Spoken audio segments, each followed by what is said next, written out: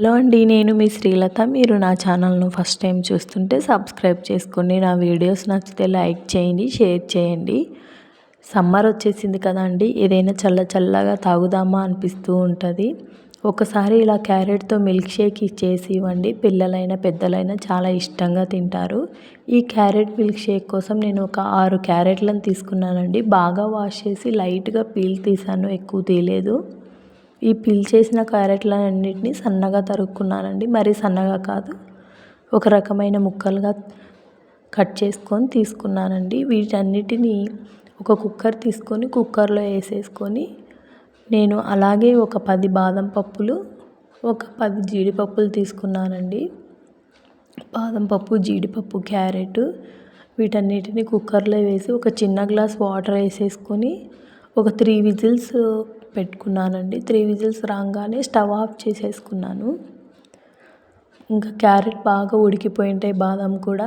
ఇప్పుడు బాదం అన్నిటికీ తొక్క తీసానండి. ఈ వాటర్ పక్కకు ఉంచుకొని పడేయకండి. ఈ వాటర్ని మనం పేస్ట్ చేసేప్పుడు యాడ్ చేసుకోవచ్చు. ఇలా బాదం అన్నిటికీ తొక్కను తీసేసాను. కొంచెం చల్లారనిచ్చుకొని ఈ తొక్కలన్నీ తీసేసుకొని బ్లెండర్లో కానీ మిక్సీలో కానీ ఏదైనా పర్లేదండి, దాంట్లో యాడ్ చేసుకొని మెత్తని పేస్ట్ లాగా చేసుకోవాలి. బాదం కొంచెం మెత్తగా పేస్ట్ అవ్వకి టైం తీసుకుంటుంది. మనం ఇలా బ్లెండర్లో వేసుకున్నాక కొంచెం వాటర్ కనుక యాడ్ చేసుకొని గ్రైండ్ చేసుకున్నామంటే మెత్తగా అవుతాయండి. ఇలా అన్నిటినీ ఇందులోకి వేసేసుకొని మెత్తని పేస్ట్ లాగా చేసుకోవాలి. ఇందులోకి 2 ఇలాచీలు కూడా యాడ్ చేసుకోండి, మంచి స్మెల్ వస్తాయి. ఇలా అన్నిటిని వేసిన తర్వాత మెత్తని పేస్ట్ లాగా గ్రైండ్ చేసుకోవాలి. మనం ముందుగా పక్కకు ఉంచి పెట్టుకున్న వాటర్ ఉన్నాయి కదండి, ఆ వాటర్ యాడ్ చేసుకొని మెత్తని పేస్ట్ లాగా చేసుకోవాలి. ఒకసారి చెక్ చేసుకోండి, బాదము అన్నీ మెత్తని పేస్ట్ లాగా అయ్యాయా లేదా అని చెప్పేసి. అవ్వకపోతే ఇంకోసారి బ్లెండ్ చేసుకోండి, అయితే పర్లేదండి. నేను ఒక 1/2 లీటర్ మిల్క్ తీసుకున్నానండి. మీరు తీసుకునే క్యారెట్లను బట్టి మిల్క్ ఎక్కువ యాడ్ చేసుకోవచ్చు. నేనైతే ఒక 6 క్యారెట్స్కి ఒక 1/2 లీటర్ మిల్క్ తీసుకున్నాను. ఇలా బాగా మిల్క్ పొంగు వచ్చేంత వరకు కాచుకున్న తర్వాత ఇందులోకి మనం గ్రైండ్ చేసి పెట్టుకున్న ఈ క్యారెట్ పేస్ట్ని అంతా యాడ్ చేసి బాగా కలుపుకున్నానండి. ఇదే మనకు ఉండలు కట్టదు, ప్రాబ్లం ఏం లేదండి. మొత్తంగా ఇలా పేస్ట్ని అంతా యాడ్ చేసుకొని ఇంకా కొంచెం వాటర్ వేసుకొని జార్కి లేకుండా పేస్ట్ అంతా కలిపేసుకోవాలి. ఇంకా మనకి ఈ పాలలో క్యారెట్ వేసిన తర్వాత మంచి స్మెల్ వస్తూ ఉంటుంది ఉడుకుతూ ఉన్నప్పుడు. బాగా ఇది కూడా పొంగు కట్టాలండి, బాగా ఉడికి. ఇలా పొంగు కడుతున్నప్పుడు ఆఫ్ చేసేసుకోండి స్టవ్ని.